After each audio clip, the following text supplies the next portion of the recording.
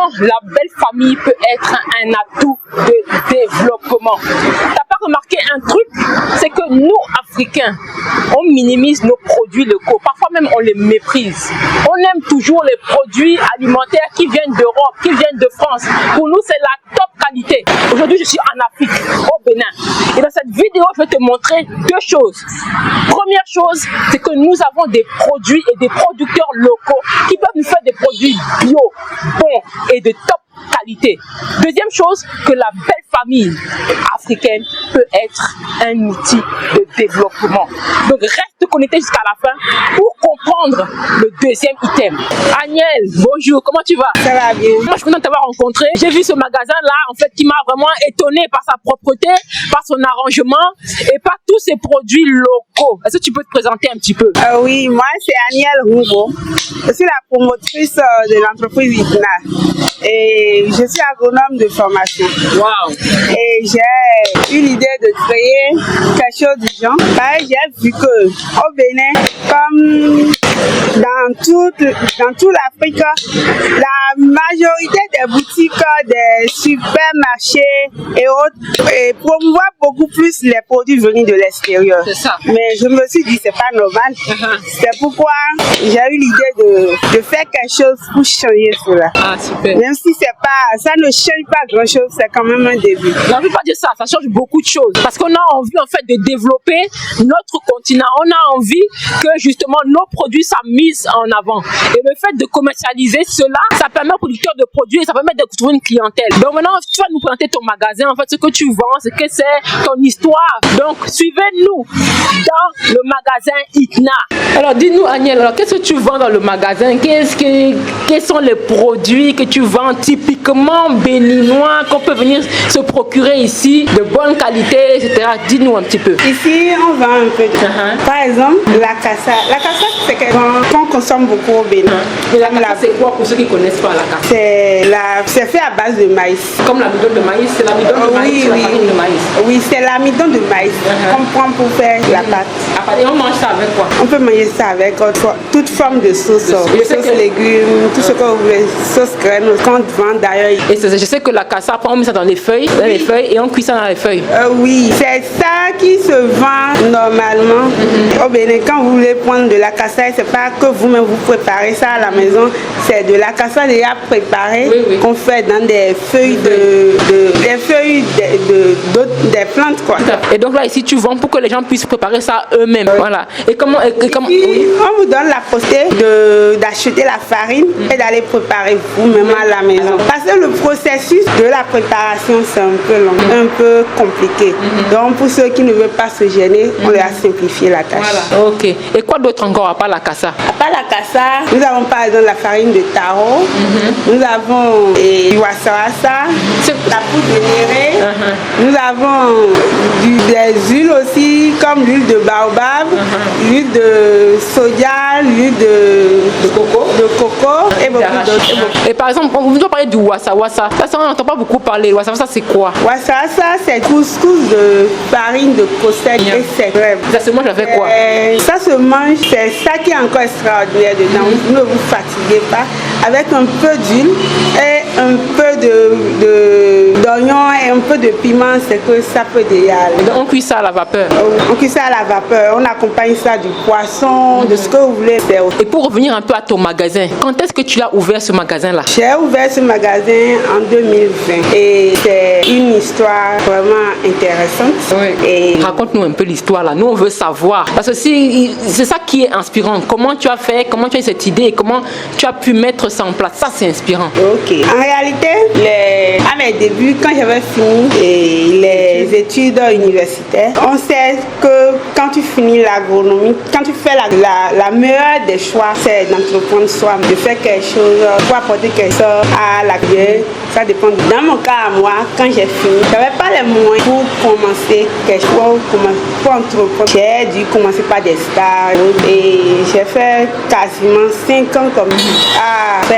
Mais il faut avouer que je faisais l'élevage des lapins à la main. C'est ça qui était beaucoup à ma place. D'accord, d'accord. Donc, je le faisais comme, à part ça, je me débrouillais encore d'une autre façon avec les cas et les enquêtes. Maintenant, après, avec l'avènement de la fièvre hémorragique, le lapin c'est devenu un élevage vraiment difficile. Pas seulement, pas dur au fait, mais un peu dangereux parce que je veux te lever et voir j'ai tout essuyé par. À cause de cette fièvre-là. Parce que quand ça rentre dans votre cheptel, il y a souvent, c'est difficile de récupérer quelque chose. Donc, ça, un entrepreneur sait quand il ne faut pas prendre de risques. Donc, limiter les risques. Donc, c'est comme ça que j'ai dû abandonner. J'ai tout vendu pour ne pas perdre. Et là, j'ai eu l'idée de commencer avec les œufs de caille. Ah oui. Oui. Et il faut notifier que les œufs de caille, le plus riche en micronutriments. Ça guérit toute maladie. Pas guérit, mais ça corrige beaucoup d'autres. Moi, je sais que j'ai mon fils qui a des problèmes digestifs et qui a une sensibilité à l'histamine. Et justement, cet œuf-là, justement, est pauvre en histamine et aide justement aussi par rapport à l'intestin et cette sensibilité, cette histaminose-là. Donc oui, c'est vrai. Maintenant, avec les œufs de caille, nous avons une petite devant notre maison qui est devant la maison. Donc, c'est au début, je me suis dit, pourquoi ne pas aider? Puisque dans le temps, il y avait Corona et ça faisait que les œufs de caille, c'est souvent sur les week-ends, quand il y a les cérémonies, les petites fêtes. Donc, les gens consomment, mais c'est beaucoup plus là qu'on vend beaucoup. Dans les fêtes. Pour les cérémonies. Donc, à cause du Corona, la vente a sérieusement changé. Et là, parce que j'avais des clients à qui je livrais, ils ne prenaient pas. Donc, il faut quand même chercher une autre structure. Pourquoi ne pas s'installer au dehors, exposer, et peut-être que les viendront vers moi. Donc, ici, je comprends bien, en fait. Là, une des qualités des entrepreneurs, en plus, là, par rapport à ce cas même des produits locaux, c'est que dès qu'il y a un problème, ils sont sur le mode solution. Problème, solution. C'est-à-dire qu'un entrepreneur, j'ai remarqué ça, on a beaucoup à apprendre d'eux parce qu'ils ne restent pas calés sur le problème. Problème de fièvre hémorragique de lapin, je vends mon cheptel. Je commence à faire les œufs de caille. Problème de Corona, je me réadapte. Je reprends encore ce problème-là. Est-ce que je peux m'ouvrir aussi à d'autres produits? C'est ça, non? Ouais. Ça, c'est une super qualité. C'est un peu ça. Donc, dans le temps, il y a des fois où j'expose au dehors et les gens viennent acheter à compte. Et il y a des fois où je suis obligée de prendre un sac au dos, et aller vers les administrateurs pour leur proposer. Et non seulement ça, avec le temps, j'ai commencé par proposer ça. C'est là que j'ai remarqué. Là, tu parles quoi, des œufs de caille ou le reste? Des œufs de caille. C'est là que j'ai constaté que quand tu rentres dans les supermarchés, c'est beaucoup les produits venus d'ailleurs. C'est pas normal. Donc, c'est là pourquoi avec la petite. Pourquoi ne pas commencer quelque chose avec la que j'ai à ma commencer par les lacs. Et ça, encore une deuxième qualité d'entrepreneur. On a dit adaptation, mode solution, mais c'est pas ça. C'est voir qu'est-ce qu'il y a un problème, un marché et comment je peux créer ma niche dans le marché. Quel problème il y a? Trop de problèmes de l'extérieur, trop de produits de l'extérieur venus d'ailleurs et pas assez de produits locaux. Comment moi je peux apporter dans ce petit océan bleu là, comment je peux faire mon océan bleu dans cet océan rouge, comment je peux apporter ma part et spécifier et nicher mon marché. Donc c'est comme ça, avec les peu de moyens que j'avais, je peux dire que je n'en avais pas d'autres. Et j'ai commencé par contacter, puisque je suis agronome de formation, je connais beaucoup de personnes dans le domaine. J'ai commencé par les contacter et j'ai fait des contrats avec eux, ils déposent leurs produits. Et après la vente, je les reçois. Ah, d'accord. C'est une question que je voulais te poser justement, c'est comment tu as justement pu pouvoir t'entourer de producteurs, comment tu les as sélectionnés, voilà. En plus, je vois qu'il y a des super en plus packaging. Comment tu as fait tout ça? Et c'est ce que tu es en train de me dire. Ça, c'est important, justement, le lien entre... Parce que les gens ont toujours ce problème de dire que voilà, oui, on veut prendre les produits de chez nous, mais on ne sait pas, connaît pas la qualité, on ne sait pas d'où ça vient. Toi, tu as pu aller à la source. Comme je vous le disais tantôt, je suis agronome de formation. Donc, même ceux qui n'ont pas fait les mêmes filières que moi, par exemple ceux qui ont fait la transformation et d'autres filières, il y a beaucoup que je connais. Donc, je me suis approchée d'eux. J'ai essayé et j'ai demandé aussi à des collègues qui connaissent des gens qui le font bien, qui font de bonnes choses. Et là, j'ai commencé par les thés, voir leur lieu de production, et leur site de production, comment les choses se font. En tout cas, ils m'ont quand même permis de voir. Et c'est par rapport à ça que j'ai sélectionné certains et j'ai commencé par prendre leur. Et ils étaient aussi d'accord pour le dépôt-vente. Et c'est ça, on a commencé. C'est vrai, avec le peu de moyens que j'avais, il y avait des produits qu'on ne pouvait pas faire dépôt-vente. On ne pouvait pas faire dépôt-vente, donc je payais ça. Donc c'est comme ça. Avec le temps, ça a commencé par prendre. Et là encore, j'ai constaté qu'il y a un problème au niveau des cœurs. Ils n'arrivaient pas à trouver de bons emballages pour le packaging. Donc, attends, je veux quand même, avant de parler de packaging, c'est que encore une autre qualité que Agnelle a développée, c'est qu'elle est partie dans son réseau. Elle a appelé son réseau. À travers ses compétences, ses connaissances, elle a appelé son réseau. Et deuxième chose encore, elle est partie voir les gens dans leur lieu de production, vérifier, regarder. Comment ils produisent, comment ils sont. Est-ce qu'on a les mêmes valeurs de donner un produit fini qui soit de qualité. Et maintenant, moi j'allais lui poser la question, mais quelles étaient les difficultés que tu as rencontrées? Et c'est là qu'on arrive vraiment maintenant à la difficulté du packaging et de l'emballage. Oui, c'est ça. Parfois, les produits qu'on me proposait, c'était très bons produits, mais à cause de l'emballage ne les valorisait pas. C'est là que j'avoue que j'ai pris un crédit de microfinance que j'ai cherché comment importer des emballages.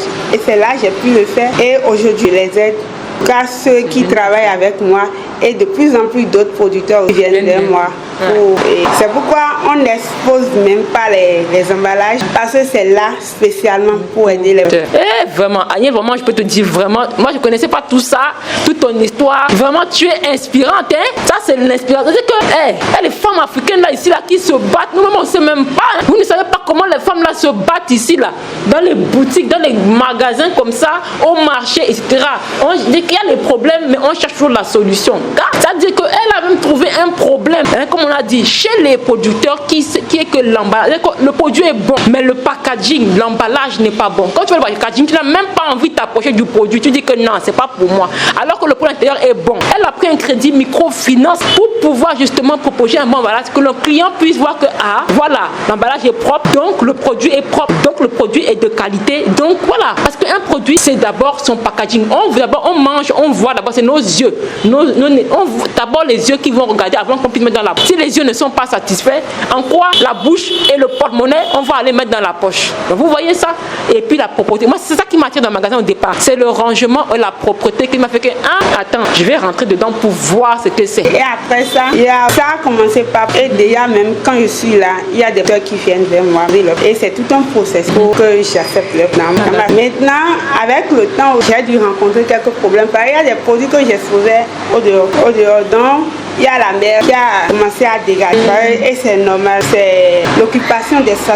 C'est là que j'ai eu l'idée d'agrandir un tout petit, parce que la bouteille est plus petite et on les fait agrandir encore. Mais il y a quand même une petite histoire, Agnelle, qu'on ne peut pas quand même ignorer. On veut parler un tout petit peu quand même. Que moi, ça m'a touché vraiment le cœur. Même si on ne veut pas trop s'étendre dessus, mais c'est quand même important parce que il faut que les gens sachent. C'est qu'il faut savoir que la boutique où on est quand même dans le cadre de la belle famille. Voyez, c'est la famille de ton mari qui a quand même permis que tu puisses agrandir cette boutique-là. Alors, pourquoi je veux parler de ça? Parce que souvent, on a des familles ou des belles familles qui des fois nous mettent des difficultés. On parle beaucoup des problèmes. On parle beaucoup de ceci, ça va pas. D'accord? Ce n'est rose nulle part. Mais quand il y a des choses positives comme ça, voilà, je voudrais quand même qu'on mette en avant cela au moins. Sans oublier le travail d'Agnelle, que voilà, ce petit grain-là qui fait que c'est en travaillant ensemble, famille, belle famille ou autre, qu'on avance aussi devant. Et on espère bien sûr que tu vas encore avoir un magasin encore plus grand. J'avoue que j'ai beaucoup été soutenue par ma belle famille. Je suis mariée, donc je suis chez mon mari, donc dans la maison de la belle famille. Donc c'est là que en tout cas, ma belle famille m'a permis quand même d'installer ma boutique. Excuse-moi Agnelle, mais en tout cas ça c'est quand même beau. Je ne pouvais pas taire ça. Tout ton travail déjà, tout ce que tu as fait avant. Moi je ne sais même pas au courant. Je suis en train de découvrir avec vous. hein. Quand on découvre avec vous, ça ne m'avait pas dit. C'est maintenant, me dit tous les efforts là, les microfinances, les maladies des lapins, les corona, les machins, tout le monde se plaît, hein. Et dans sa petite difficulté là, dans ses petits moyens, on trouve des solutions. Ça c'est vachement inspirant. Et on finit un peu de dire que voilà, la belle famille a aussi ouvert ses portes aussi. Voyant cela. Donc tout ça c'est un ajout en fait. C'est-à-dire que quand tu fais des actions positives, tu vois après que en fait ça s'ajoute. Et quand tu avais aussi des gens qui te comprennent, c'est pas tout le monde qui te comprend. Et ça vraiment je trouve ça extraordinaire. Parce que cette histoire je la connaissais pas, je découvre ça comme c'est formidable. Et franchement, je vais te poser cette question aussi. Quelqu'un qui voudrait faire comme toi en Afrique, que ce soit au Bénin, que ce soit ailleurs. Quand tu parles de tout ça, nous-mêmes on est comme ça ébahis. On se dit waouh, tu vois. Est-ce qu'on va pouvoir, tu vois, arriver jusque là? Quel conseil tu pourrais donner à une femme et même à un homme, hein, pourquoi pas, hein, qui voudrait aussi commencer comme toi? Parce que c'est vrai que les produits locaux, tu vois, c'est pour ça que cette vidéo pour moi est importante. Hein, c'est pas évident, hein, c'est pas toujours évident de mettre en grande partie, une grosse partie de produits locaux dans ce magasin parce que souvent il y a cette minimisation, parfois ce mépris là qu'on a. Et donc c'est pas toujours évident. Quels seraient toi tes conseils à quelqu'un qui voudrait se lancer comme toi, avec ses hauts, ses bas, ses forces et ses difficultés aussi? Je peux avouer que l'entrepreneuriat c'est pas donné. Il faut être vraiment persévérant, vraiment déterminé et savoir où on va. Qu'est-ce qu'on veut? Sa vision. Oui, avoir des objectifs et tout faire pour les atteindre. Parce qu'en entrepreneuriat, tantôt tu tombes et tu te relèves. Mais le plus important, c'est de tout faire pour que quand tu tombes, quand tu te relèves, que ça ne soit, tu ne recommences plus avec les mêmes erreurs. On apprend de ses erreurs et on évite de retomber dans les mêmes situations. Aujourd'hui, je peux dire que je m'en sors. Je ne tombe plus comme on le dit. C'est vrai, je ne veux pas dire, je peux tomber mais pas aller à terre. Parce qu'en entrepreneuriat, il y a des... Donc, si quelqu'un veut le faire, en tout cas, quelqu'un veut entreprendre, la personne doit s'armer de beaucoup de courage, beaucoup de persévérance et beaucoup de détermination. Voilà, ça c'est beau. Moi, je voudrais quand même que tu nous dises aussi vraiment, voilà, quelqu'un qui est là au Bénin, comment il peut te contacter s'il veut commander des produits. On voit, il y a Wassa, il y a Akassa, hein, il y a Atalinfin, il y a tout ça, Akloui, Sorgho, Akloui, Maïs, Akloui, Mil, il y a tous les Akloui, les garis, même j'ai découvert même le gari de patates douces, je connaissais même pas. Bref, il y a tellement de choses. Quelqu'un qui veut venir prendre le magasin, qu'il soit de Porto-Novo ou en dehors de Porto-Novo, comment il fait toi pour te contacter, toi, pour venir, toi, pour prendre tes produits qu'il veut? Vraiment, tu vois, voilà quoi. Il faut... oui, c'est très... Notre numéro, c'est le 67 19 85 31. 67 19 85 31. On peut nous contacter, on peut nous écrire aussi sur WhatsApp. Et en dehors de ça aussi, peu importe là trouver. En tout cas, si c'est au Bénin, pour l'instant, on n'envoie pas encore à l'extérieur, en dehors du Bénin, mais partout au Bénin, on a des livreurs, on a des moyens pour vous faire parvenir votre colis. Donc tu vois, non, tu as noté le numéro, voilà. Donc partout au Bénin, elle peut te livrer. Hein, parole d'Amaka Nutrition, elle peut te livrer partout au Bénin. Tu prends le numéro, hein, tu prends le WhatsApp, donc elle peut t'amener les quantités que tu veux, comme tu veux. S'il y en a, on te livre. Il y a et de bonne qualité. Voilà, elle a vérifié, elle est agronome, c'est une professionnelle, elle a vérifié donc la provenance des produits et comment les produits sont faits et la qualité des produits. Et je peux vous dire que je suis dans le magasin, je viens depuis quelques temps, hein, pendant plus de 2 ans, je viens dans ce magasin-là et je peux vous dire que je suis satisfaite. Je n'ai jamais eu un seul problème. Je ne sais quoi sur les produits. Les produits sont bons, de qualité saine, c'est propre. J'ai pas eu un seul problème. Donc voilà, je viens et je me ravitaille ici, là, l'huile de coco, le néré, tout ce que vous voulez. C'est ici, je viens. Donc n'hésitez pas. Et puis ceux-là, toi là, qui est en Occident là, qui est de la diaspora, hein, et qui en a marre d'entendre les mauvaises choses, les médias mainstream sur nos produits, comment c'est pas de bon quoi que ce soit. Tu sais ce que te reste à faire. Tu télécharges le produit gratuit là. 5 conseils pour mieux manger afro, d'accord? Tu cliques dans la description, tu cliques sur le premier commentaire et on continue ensemble, ok? En tout cas, merci Aniel, franchement une super interview. Moi-même je suis par terre, je ne m'attendais pas à toutes ces révélations là et franchement ça force encore plus l'admiration des femmes qui se battent, hein, des femmes du monde entier déjà, mais on va plus parler de notre continent parce que c'est d'abord ça. On commence, charité bien ordonnée commence par soi-même, d'accord? Donc on commence les femmes du notre continent et je vois que il faut vraiment mettre en avant, hein, ce que les personnes font, quels que soient les problèmes qu'il y a autour, on cherche des solutions. Merci beaucoup Aniel, longue vie à ton magasin, que tu puisses encore plus t'étendre encore en dehors ou même avec ou en dehors de la famille ou avec la famille ou en dehors, que tu puisses vraiment avoir même demain après qu'on puisse avoir un complexe, tu vois, de produits locaux pour que tu puisses devenir une référence même. C'est ça qu'on veut, c'est des genres de femmes là, c'est ça qu'on veut pour notre continent. On veut voir du positif, on veut aller de l'avant. Ok.